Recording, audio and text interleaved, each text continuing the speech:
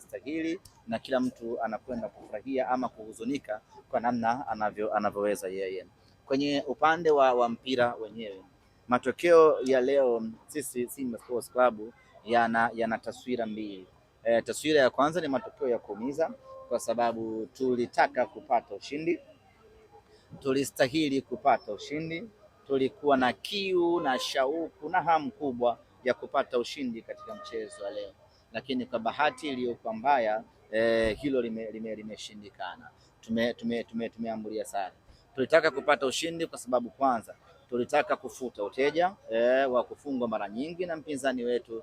Tulitaka kushinda ili tupate furaha ambayo tumekosa muda mrefu ya kuwafunga wapinzani wetu, lakini tulitaka kupata ushindi leo ili kuweka hai matumaini yetu ya ubingwa wa ligi kuu msimu huu. Ukitazama msimamo wa ligi, ilikuwa ni muhimu mno tushinde leo ili kuweka hai matumaini yetu ya ubingwa. Hilo limeshindikana, tumeambulia sare ya bao 2-2, na kwa mantiki hiyo matokeo hayo kwetu ni matokeo ya kuumiza kweli kweli, lakini kwa upande mwingine matokeo haya kwetu ni matokeo mazuri sana kwa kuangalia maendeleo ya timu yetu kwa maana ya football development. Ni ukweli usiopingika ya kwamba matokeo haya yanaturejeshea heshima yetu kidogo kidogo. Msimu uliopita nyie ni mashahidi, wote mlikuwa mmeshazaliwa.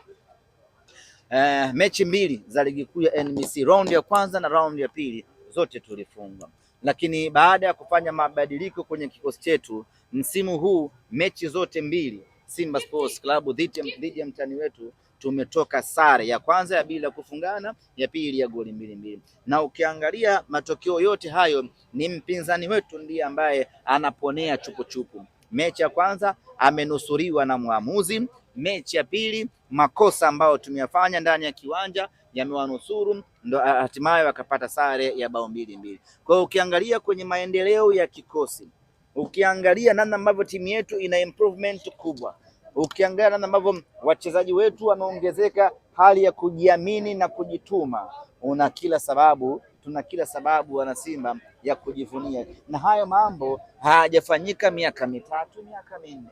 Haya mambo yamefanyika within miezi 4 pekee. Hii timu mnayoiona hii leo imecheza mechi ikapata sare na Yanga Zanzibar, imecheza mechi ikamfunga Yanga 1-0 kwenye kombe la Muungano, imecheza mechi ikatoka sare ambayo ya goli 2-2 kwa Yanga kuchomoa. Hii timu mnayoiona imeanza kutengenezwa mwezi wa kwanza mwaka huu, ina miezi 4 pekee, inaweza kufanya maajabu makubwa namna hii.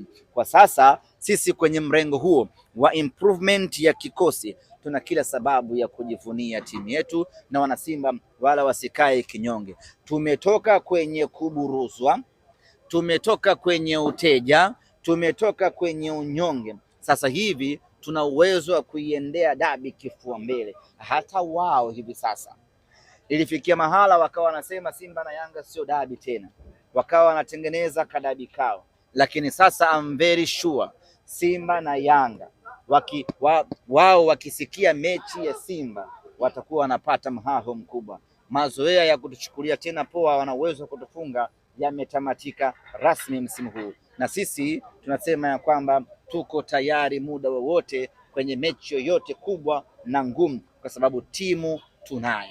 Okay, ambayo wako nao wachezaji, ni maana halisi ya kwamba ile mnazungumza tunajenga timu.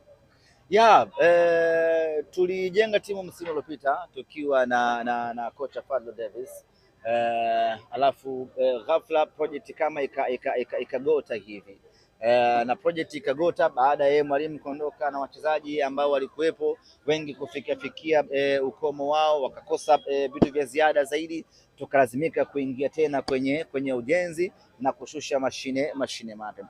Leo hii ukiangalia timu yetu, mlinda mlango dirisha dogo, beki wa kushoto dirisha dogo, kiungo wa juu Maema huyo dirisha kubwa, kiungo wa juu kwa maana ya Chama dirisha dogo, Loemba dirisha dogo, nani yule Toure dirisha dogo. Kwa hiyo ukiangalia timu yetu hii ni mpya ambayo ndio imeanza kujengwa, lakini kwenye kujengwa kwake imekuwa na mafanikio makubwa kweli kweli.